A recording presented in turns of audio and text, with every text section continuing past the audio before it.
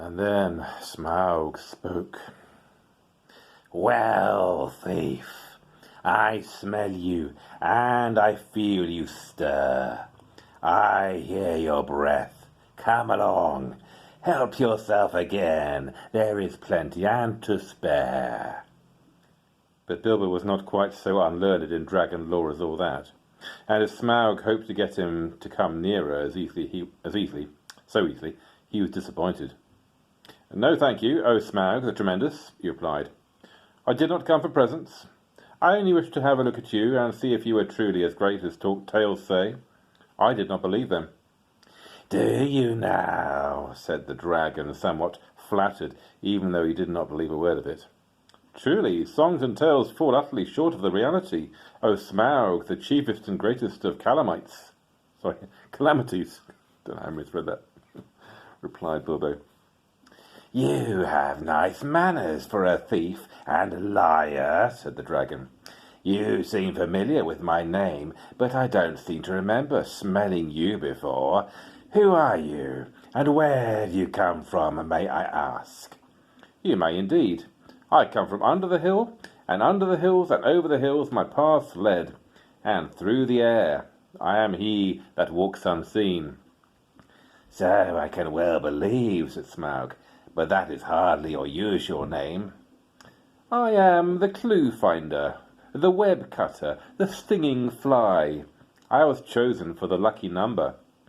"Lovely titles," sneered the dragon, "but lucky numbers don't always come off." "I am he that buries his friends alive and drowns them and draws them alive again from the water. I came from the end of a bag, but no bag went over me." "These don't sound so creditable," scoffed Smaug. "I am the friend of bears and the guest of eagles. I am ring winner and luck wearer, and I am barrel rider," went on Bilbo, beginning to be pleased with his riddling. "That's better," said Smaug, "but don't let your imagination run away with you." This, of course, is the way to talk to dragons if you don't want to reveal your proper name, which is wise, and don't want to infuriate them by a flat refusal, which is also very wise.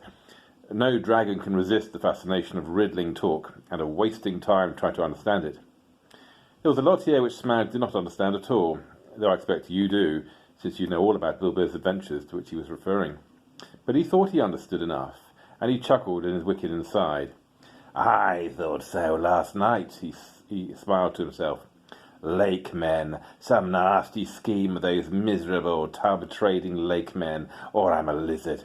I haven't been down that way for an age and an age, but I will soon alter that." "Very well, O Barrel Rider," he said aloud. "Maybe Barrel was your pony's name, and maybe not, though it was fat enough. You may walk unseen, but you did not walk all the way. Let me tell you, I ate 6 ponies last night, and I shall catch and eat all the others before long. In return for the excellent meal, I will give you one piece of advice for your good. Don't have more to do with dwarves than you can help." "Dwarves?" said Bilbo, in pretended surprise. "Don't talk to me," said Smaug. "I know the smell and taste of dwarf. No one better. Don't tell me that I can eat a dwarf-ridden pony and not know it. You'll come to a bad end if you go with such friends.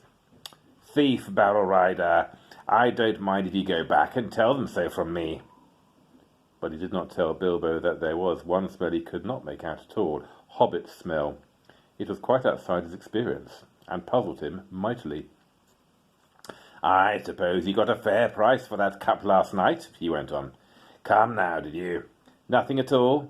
Well, that's just like them. And I suppose they are skulking outside, and your job is to do all the dangerous work, and get what you can when I'm not looking for them.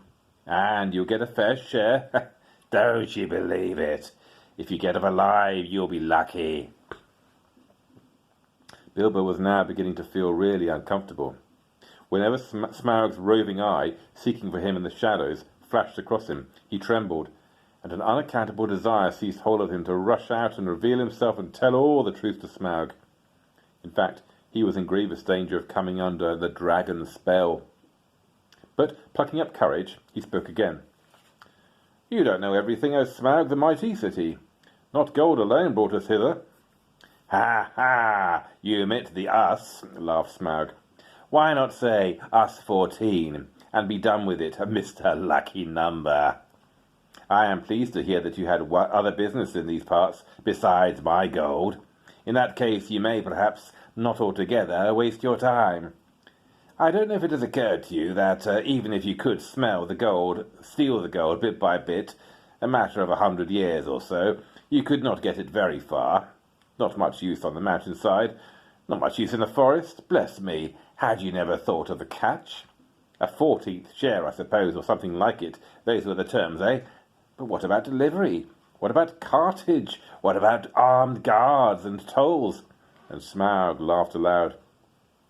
He had a wicked and a wily heart, and he knew his guesses were not far out, though he suspected that the lake men were at the back of his plans, and that most of the plunder was meant to stop there, in the town by the shore that in his young days had been called Esgaroth.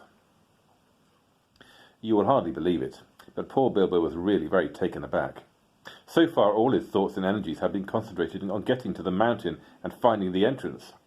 He had never bothered to wonder how his treasure was to be removed, certainly never how any part of it that might fall to his share was to be brought back all the way to Bag End on the hill. Now a nasty suspicion began to grow in his mind. Had the dwarves forgotten this important point too, or were they laughing in their sleeves at him all the time? That is the effect that dragon talk has on the inexperienced. Bilbo, of course, ought to have been on his guard, but Smaug had rather an overwhelming personality. I tell you, he said, in an effort to remain loyal to his friends and to keep his end up, that gold was only an afterthought with us. We came over hill and under hill, by wave and wind, for revenge.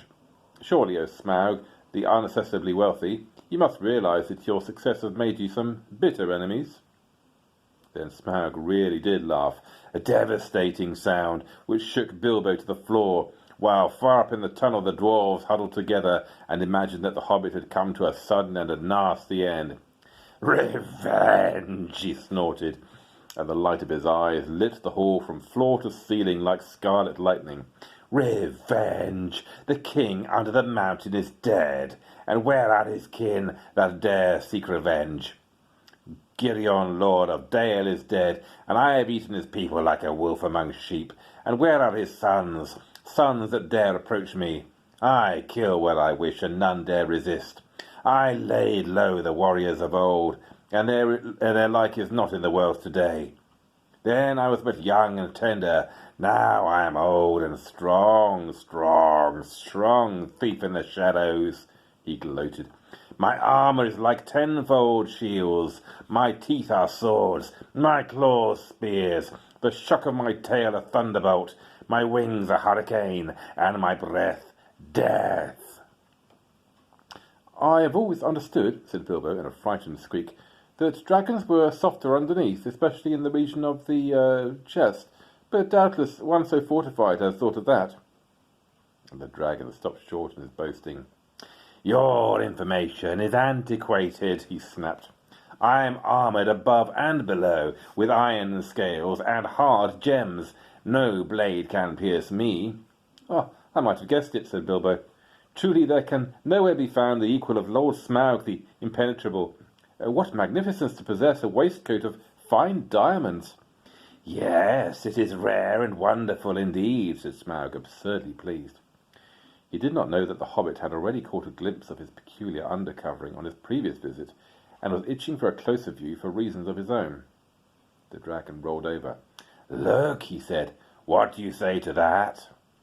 "Dazzlingly marvellous, perfect, flawless, staggering," exclaimed Bilbo aloud. What he thought inside was, "Old fool! Why, there is a large patch in the hollow of his left breast, as bare as a snail out of its shell." After he had seen that, Mr. Baggins' one idea was to get away. "Well, I really must not detain your magnificence any longer," he said, "or keep you from much needed rest. Ponies take some catching, I believe, after a long start, and so do burglars," he added, as a parting shot, as he darted back and fled up the tunnel. It was an unfortunate remark, for the dragon spouted terrific flames after him, and, fast though he sped up the slope, he had not gone nearly far enough to be comfortable before the ghastly head of Smaug was thrust against the opening behind. Luckily, the whole head and jaws could not squeeze in, but the nostrils sent forth fire and vapour to pursue him, and he was nearly overcome, and stumbled blindly on in great pain and fear. He had been feeling rather pleased with the cleverness of his conversation with Smaug, but his mistake at the end shook him into better sense.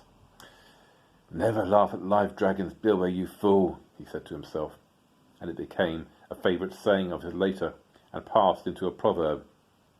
"You aren't nearly through this adventure yet," he added, and that was pretty true as well.